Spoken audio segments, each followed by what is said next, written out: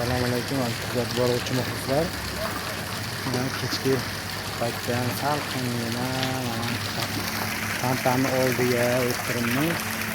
Sizlar o'ylashlaringiz mumkin, kechki vaqt ovqatlar bo'lmaydi borganimiz bilan deb o'ylashlaringiz mumkin. Yo'q, adashasiz.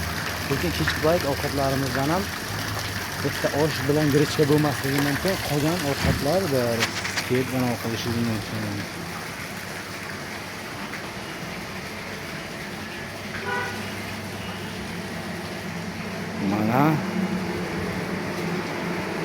Mana jizlarda ko'rishingiz mumkin. Mana bitta qozon to'la, bunisi ham to'la, qo'y go'shtidan, yumshoqdan. Suyu ovqatlarimizdan ham bor. Manti, tushonka, jiz, 20 dan oshiq taomlar bor.